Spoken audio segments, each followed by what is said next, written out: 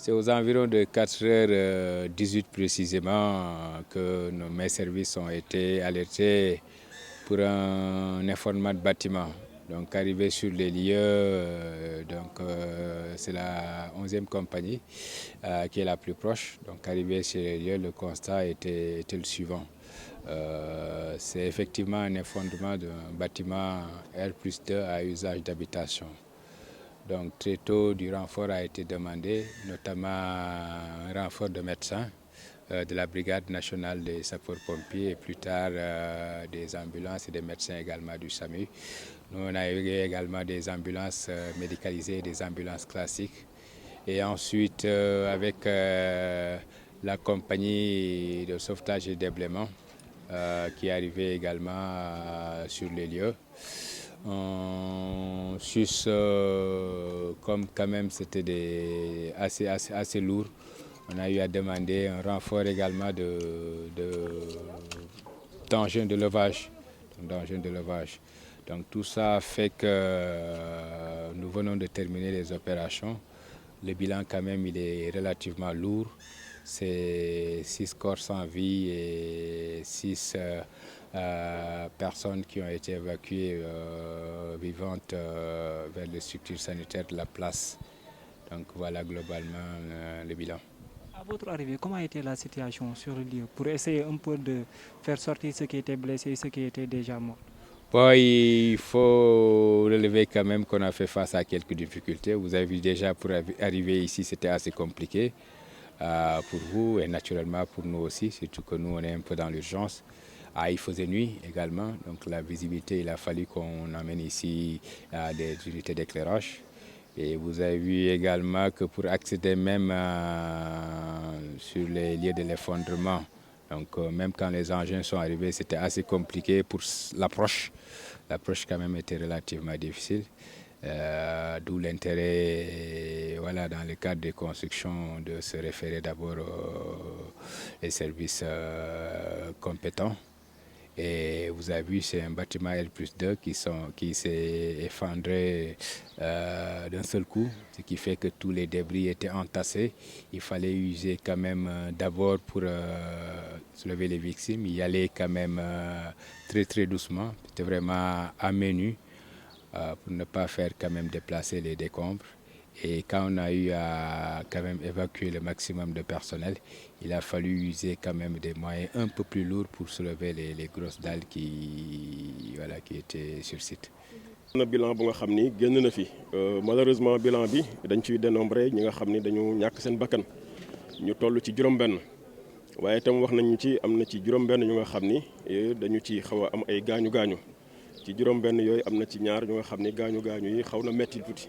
waaye ñi ci gaañu ñëpp ñi ngi leen jël en charge ci structure sanitaire yu nga xam ni ñoo nekk ci Dakar mën nañ sax wax ni hôpital de Dantec moo leen jël en charge.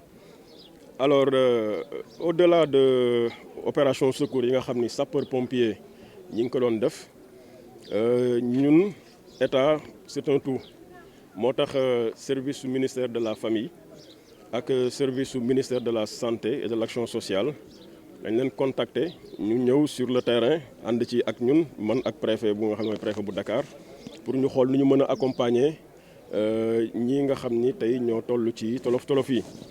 bi ñu ñëwee nag gis nañ ni kër gi nga xam ni moom moo daanu amoon na benn ba ñaari famille yu fi dëkkoon alors xam nga ku sa kër daanu daanaka yoratoo dara kër gi yàqu na bagage yi yàqu na moo tax ministère de la famille wut na fu nga xam ni mën nañ leen fa dugal a ndigum ministère de l'action sociale indi également li muy indi ñu boole ci pour jël en charge seen restauration bi yëpp.